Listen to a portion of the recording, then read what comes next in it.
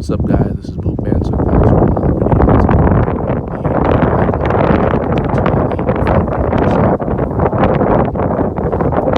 today. The full fighter upper, along with the two traction pods, which is a split sole, along with the Aero track in the forefoot. That is supposed to help with adding springiness to your to help propel you forward when you are running. You also have foam insole, and underneath the foam insole is a little bit of, I don't know if you can see that, but that green is supposed to interlock with the insole that helps stop with heel slippage that were found in previous Mercurial models. You don't notice the insole slipping in this one due to that fact, so it was a nice added improvement. So going on, starting with the upper, for the fit. The fit is the signature Mercurial tightness. If you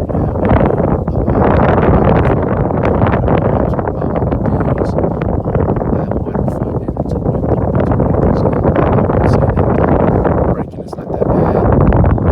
Just know that Mercurials, they hug your feet tighter.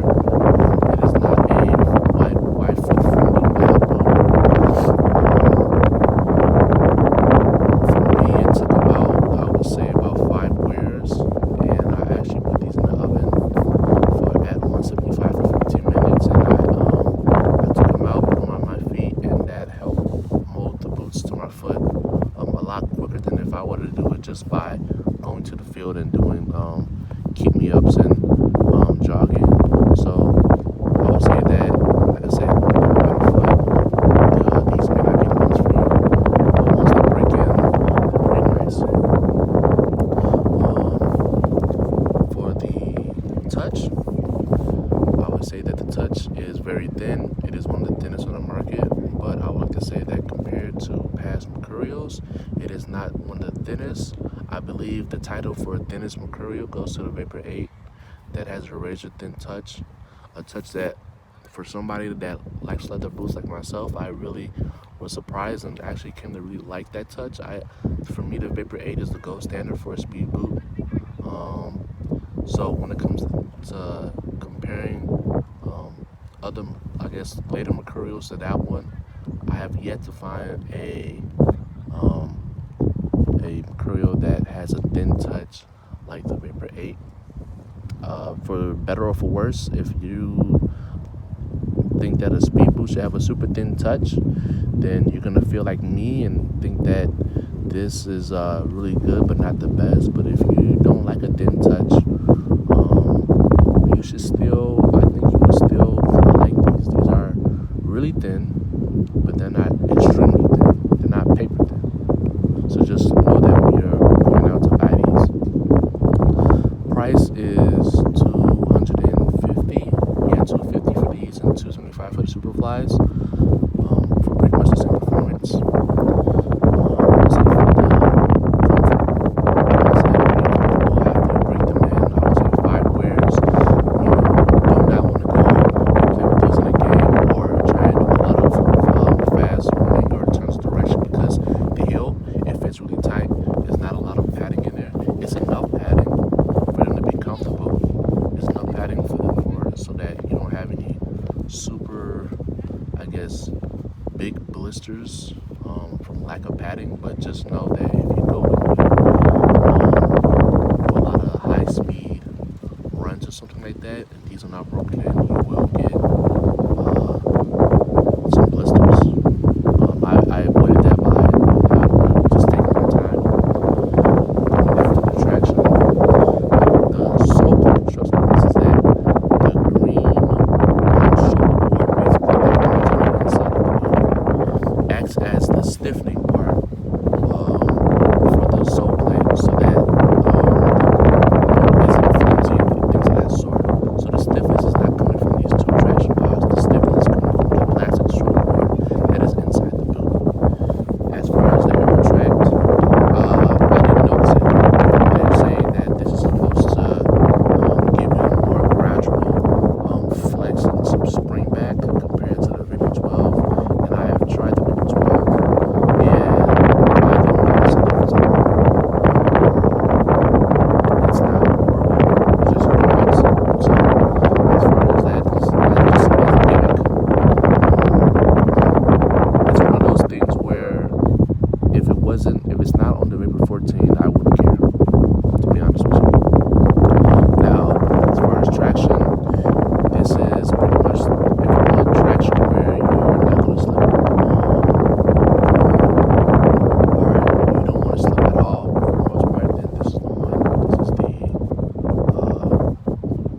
highest traction on the market for that.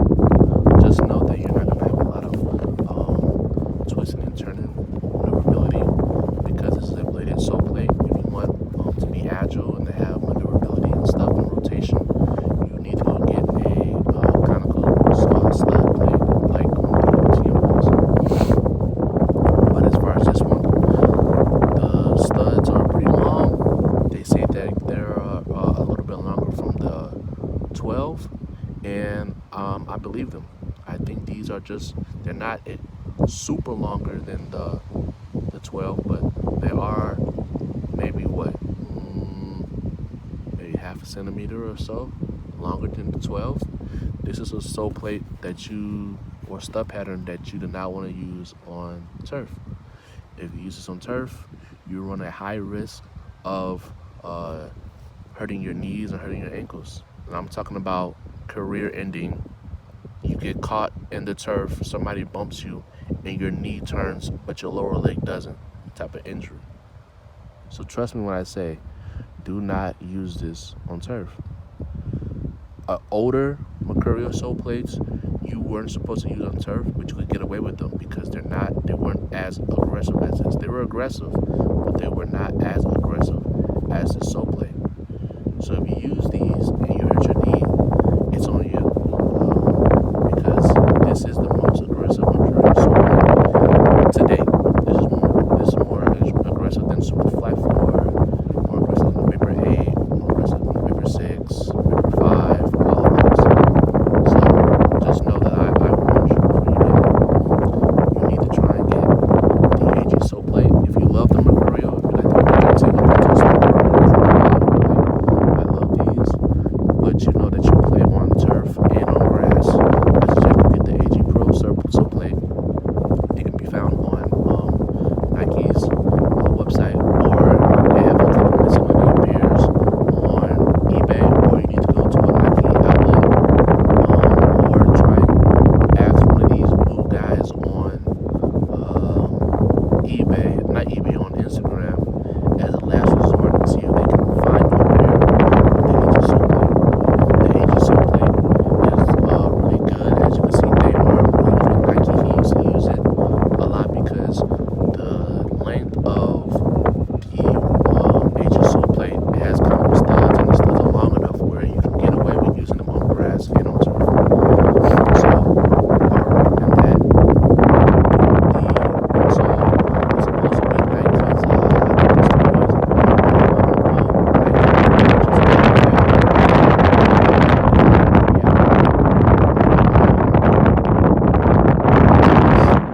Infinite Grip and Pumas. I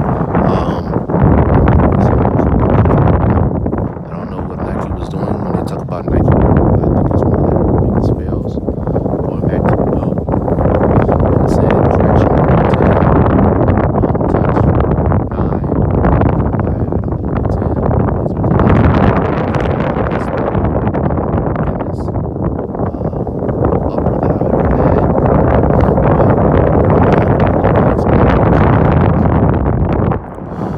The fit, like I said, I give it a 8 out of 10. The only reason I give it an 8 is because I have white feet. If you have normal feet, if you have a low arch like myself, you will get cramping within the first few wears because these hug your arches. If you have low arches, you can get cramping. If you have high arches, you can get cramping. So just know that. For the weight, I like them. I think they're around like 7.2 ounces. That's light enough, but again, comparing it to past Mercurials, those were like 6 ounces, or not 6 ounces, but I was like 6.5. So for the next Mercurial, I would like for them to try and see if they can do 6.5 ounces. One thing I would like to say is that Nike says that they use a high tenacity yarn, right? Which is supposed to help with lockdown and to make the boot a little bit softer than the Vapor 12. And I will say that it's a success. This is a lot more form-fitting, a lot more softer than the Vapor 12. The Vapor 12 was very stiff, and to be honest, it was one of the worst Mercurials as far as the stiffness and the kind of the crispiness of the upper. Even though that was Flyknit, whatever they did with that top layer was kind of crazy. Going back to these, the reason I mentioned the high tenacity yarn and what Nike says is supposed to help make it softer and more help with lockdown is that they still, I can't show you guys, but they have a synthetic leather liner on the inside, and that helps with lockdown as well. But my thing is that if the high tenacity yarn is supposed to be so revolutionary, why are you guys still using the a synthetic leather liner for the lockdown if the high tenacity yarn is supposed to be so great? So just by that alone, by them putting that liner in there, it's telling me that the high tenacity yarn is maybe a gimmick, maybe it's something that they're going to try and develop. Right now, I see it as not really a fail, but they need to do more with it. I understand that they don't want to use quad fit, so they made the high tenacity yarns, right? Because the quad fit is a little bit, maybe would have made the boot a little bit too thick for maybe a Mercurial. So I understand that. But for you to use basically two different types of yarns, and for you to use the synthetic leather liner on the inside, it kind of, maybe it's not synthetic leather, but I would say like a TPU liner on the inside. It kind of doesn't make sense to me in a way, because it's like that liner on the inside, maybe if you didn't have it, would make the touch that much thinner and make it look that much better. So for overall, I would give the Nike Mercurial Vapor 13 Elite a 9 overall. I really enjoyed this boot. I'm looking forward to the Vapor 14. The Mercurial line is one where, even though I don't have the best time breaking them in, or because I have a wider foot, meaning that my comfort level isn't as high as it would be in like a leather boot. First of all, the looks are so amazing, and the touch is so thin. I always find myself trying to at least try on the latest vapor. My first vapor, I'm an older guy, so my first vapor that I got to try was the Vapor 5, and ever since then, I've tried every last Mercurial vapor, even though I have a wider foot. So, yeah, this is a 9. I really enjoyed the boot. Once you break it in, it's very nice. This is like my third colorway. I had the Laser Crimson, and I also had the Blue Hero, the launch colorway. And those were pretty nice, I will say, for the durability. For whatever reason, mine keep coming apart on right here on this blade.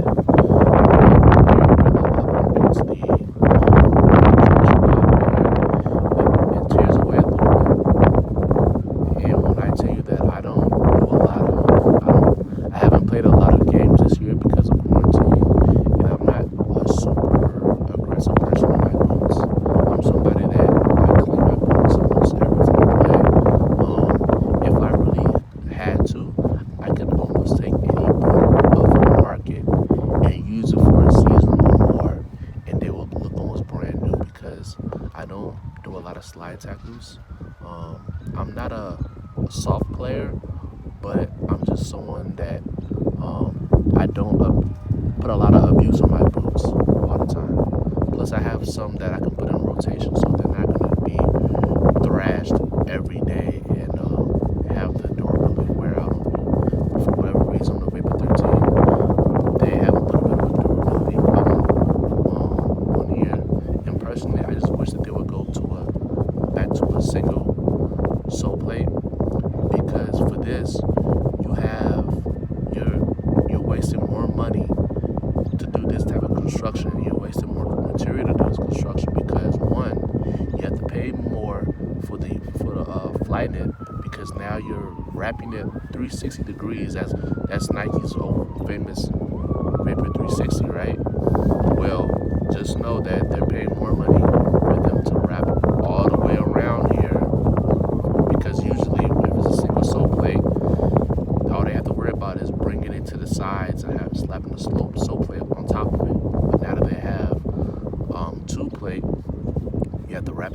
here. And you put these two traction plates in here, plus the plastic that is inside the shoe. So now you have 1, 2, 3 piece construction to a sole plate. Usually it's just shuffleboard inside and one simple sole plate. So those are kind of my gripes for the Mercurial Vapor. But like I said, I still rated a 9. I still enjoyed it. I'm still gonna use it until they break, and I'm looking forward to the Vapor 14. So this is Boot Banter. Please like, comment, and subscribe, and I will see you guys in the next video.